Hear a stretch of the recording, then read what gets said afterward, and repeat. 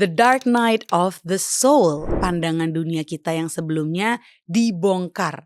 Dan kita mengalami semacam krisis eksistensial, letusan dalam hidup tentang perasaan tidak berarti yang mendalam. Yang runtuh sebenarnya adalah seluruh kerangka konseptual untuk hidup kita. Dan itu mengakibatkan rasa kegelapan, awakening, the death of the old self, the birth of the true self, di mana fondasi kita tuh terguncang sampai ke intinya. Jadi ego juga digunakan sebagai instrumen dari diri yang lebih tinggi untuk memanipulasi kita dan mendorong kita kembali ke sudut atau titik terendah. Sehingga kita nggak punya pilihan selain berserah atau surrender. Karena yang sebenarnya terjadi pada tahap ini adalah kita memasuki kekosongan batin atau inner void. Kondisi konsolidasi yang terpaksa kita alami untuk bersedia berpartisipasi dalam kehancuran ego mereka sendiri. Surrender into the unknown, justru itu yang memungkinkan kita untuk memperluas bandwidth kita. Semakin kita berserah atau surrender, semakin cepat kita melewatinya. Ini semacam proses kelahiran kembali atau rebirth.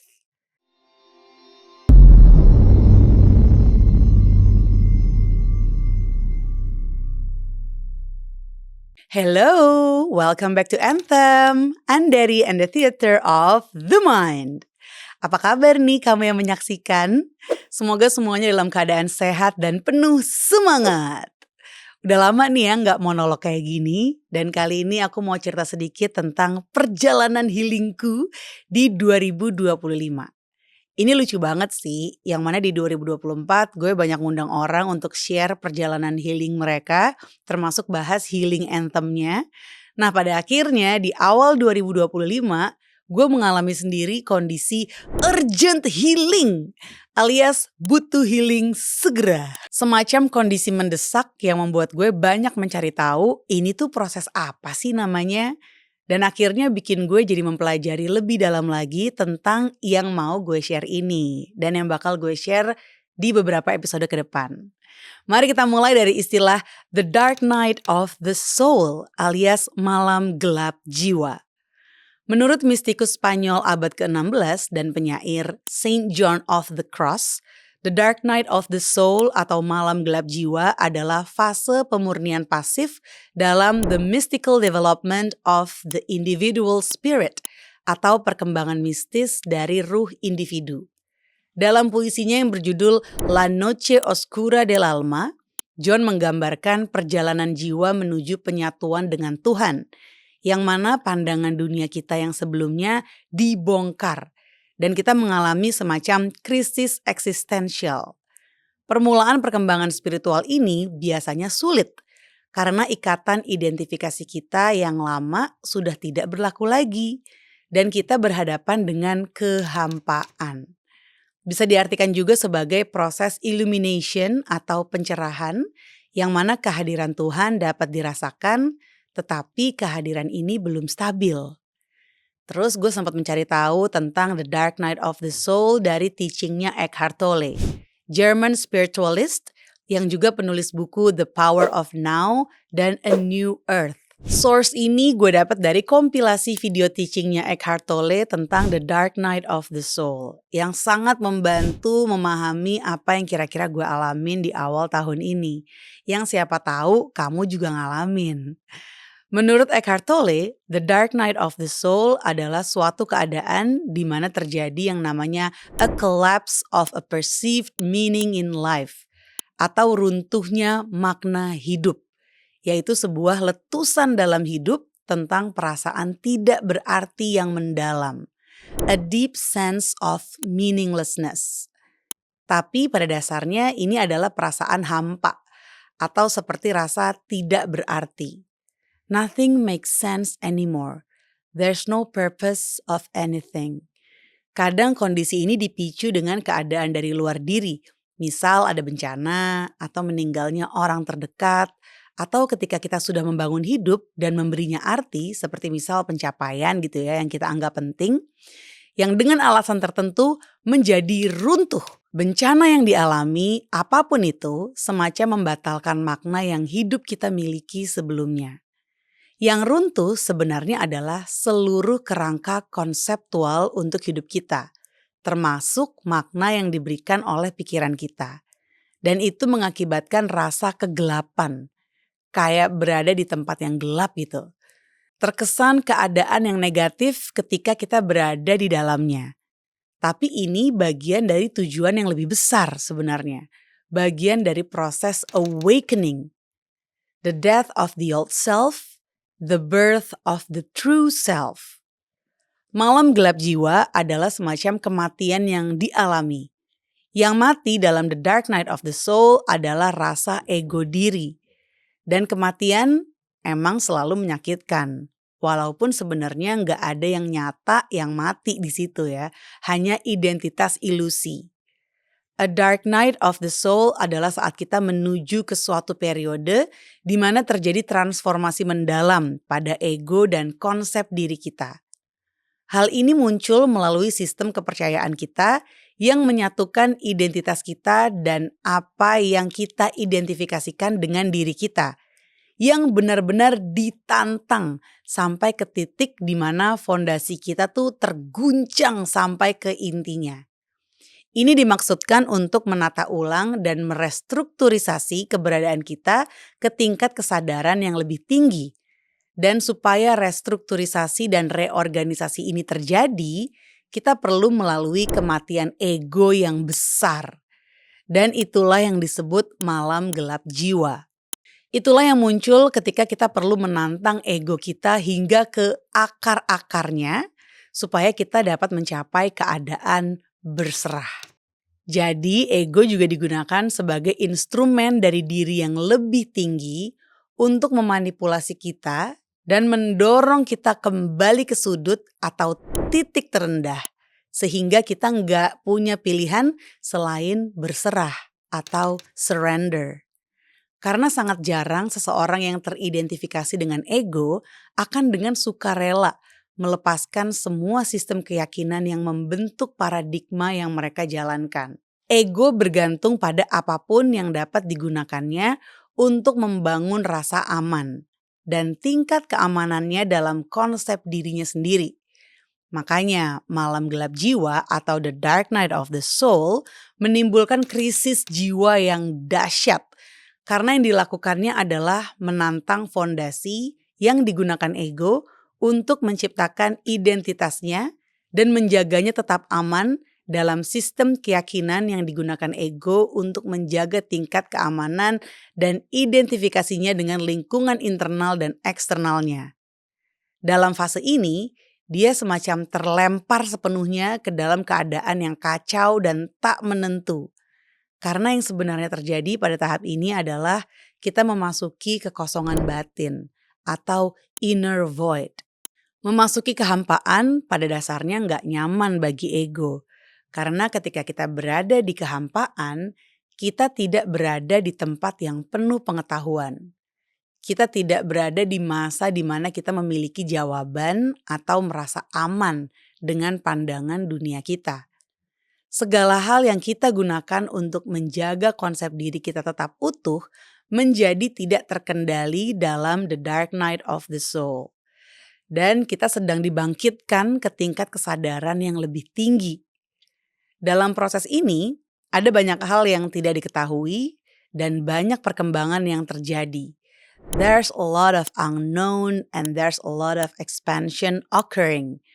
Dan karena kita berada dalam kehampaan, ini adalah ritual suci atau sacred rite of passage yang kita masuki selama perjalanan kebangkitan spiritual. Kesalahpahaman umum tentang malam gelap jiwa adalah ketika kita berpikir kita hanya mengalaminya sekali seumur hidup.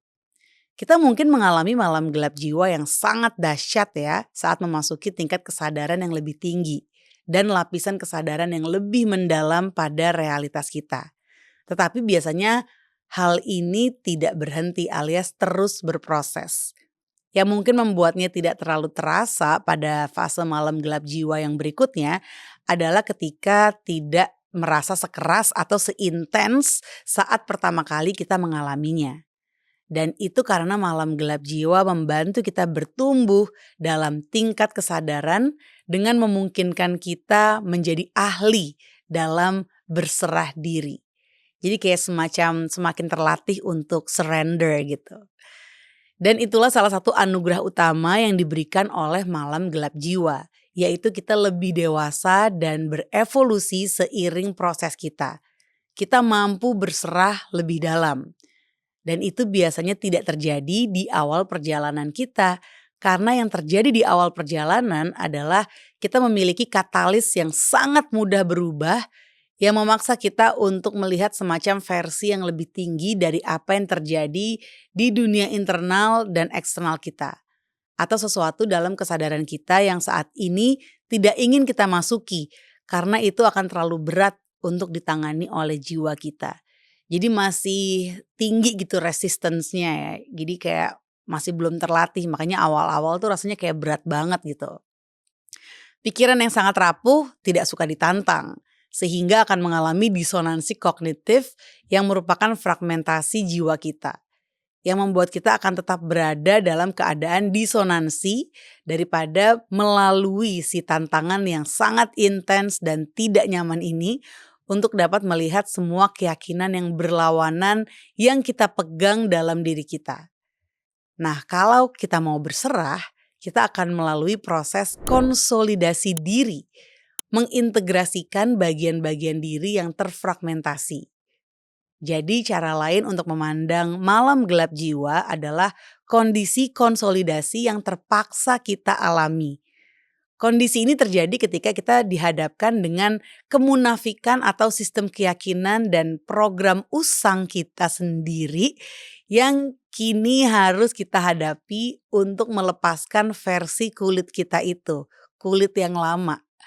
Akibatnya kita mengalami banyak reorganisasi baik di tingkat energetik maupun seluler.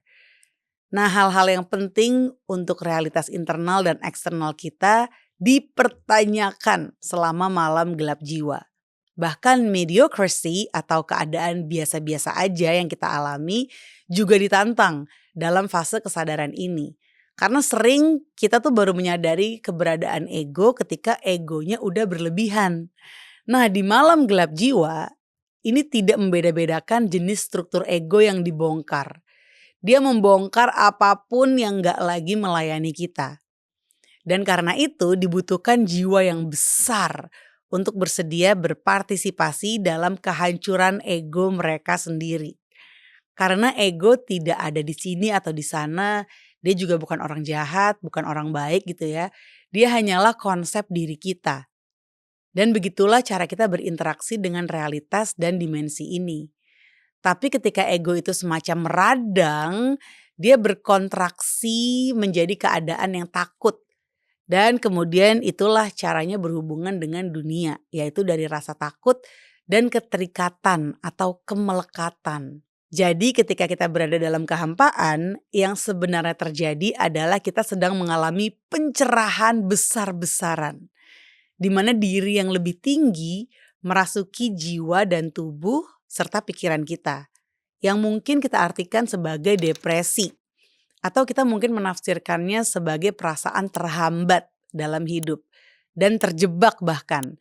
Dimana kita gak tahu gimana cara bergerak maju atau melanjutkan. Atau tindakan apa ya yang harus diambil. Atau kita mungkin merasa panik atau cemas gitu. Dan segala macam cara yang berkaitan dengan pengalaman kekosongan ini adalah bagaimana ego merespon kenyataan bahwa dia sedang mengalami kematian yang dahsyat. Tapi anugerah terbesar yang diberikan oleh malam gelap jiwa kepada kita adalah memungkinkan kita memasuki kondisi mengalir. Karena ketika kita merasa terhambat atau tertantang, itu juga merupakan bagian dari kebangkitan kita. Ini adalah fase krusial di mana kita seharusnya berada dalam kondisi terintegrasi dan reorganisasi yang mendalam. Ini akan mengarahkan kita pada kondisi yang lebih kuat dan lebih tangguh di kemudian hari, atau yang Eckhart sebut sebagai musim pengetahuan. Kita akan melewati musim-musim dalam perjalanan kebangkitan spiritual kita, yang mana ada musim kita lebih percaya diri dengan sistem keyakinan kita, dan ada juga musim-musim ketika kita tidak percaya diri. Dan ini benar-benar emang perlu dilalui. Dan begitulah cara higher self atau diri yang lebih tinggi membuat kita berkontraksi. Dan selanjutnya dapat memperluas bandwidth atau kapasitas kita. Jadi ini juga semacam anugerah terbesar yang kita terima selama malam gelap jiwa, yaitu perluasan bandwidth keberadaan kita. Sehingga kita bisa merangkul dan mewujudkan lebih banyak esensi higher self kita. Dan kita nggak bisa ngelakuin itu kalau kita selalu berhubungan dengan dunia pada tingkat paradigma kita yang lama. Dan beroperasi dari sistem kepercayaan kita yang lama itu. Baik tentang rasa diri internal kita maupun tentang dunia eksternal kita. Karena energi yang stagnan semacam mengalami pengapuran ya. Dan kemudian menjadi struktur ego atau egoic structure. Yang mana cahaya higher self gak bisa menembus keberadaan kita kalau dalam struktur yang seperti itu. Jadi semakin dalam kita membiarkan diri kita berserah pada hal yang tidak kita ketahui atau surrender into the unknown, justru itu yang memungkinkan kita untuk memperluas bandwidth kita. Dan perluasan itu emang terasa tidak menyenangkan ya, tetapi itulah obat yang diberikan kepada kita selama malam gelap jiwa, yaitu memperluas tingkat kesadaran kita untuk meningkatkan frekuensi kita dan dengan begitu meningkatkan getaran atau vibrasi kita. Hanya ketulusan kita yang dapat menentukannya. Dan semakin tulus kita dalam perjalanan ini, gak ada yang bisa menghentikan kita sih untuk kayak terus mengalir. Sebaliknya, semakin kita gak tulus melewatinya, gak ada juga yang bisa menolong kita. Intinya menurut Eckhart, semakin kita berserah atau surrender, semakin cepat kita melewatinya. Berserah berarti tidak menghakiminya lagi dan menerima apapun yang dialami saat kondisi ini terjadi. Biasanya dari The Dark Night of the Soul, orang terbangun dari rasa konseptual realitas mereka yang telah runtuh. Mereka terbangun dari sesuatu yang lebih dalam yang tidak lagi didasarkan pada konsep di benaknya. Kayak ada sebuah rasa sense of purpose atau connectedness yang lebih dalam lagi. Dengan kehidupan yang lebih agung yang tidak lagi bergantung pada penjelasan atau konsep apapun. Ini semacam proses kelahiran kembali atau rebirth. Sebagian orang yang telah melalui transformasi, mereka telah melalui malam gelap jiwa. Dan mereka menemukan bahwa dari situlah muncul jati diri yang baru. Yang bukan jati diri konseptual ya, tetapi jati diri yang lebih dalam.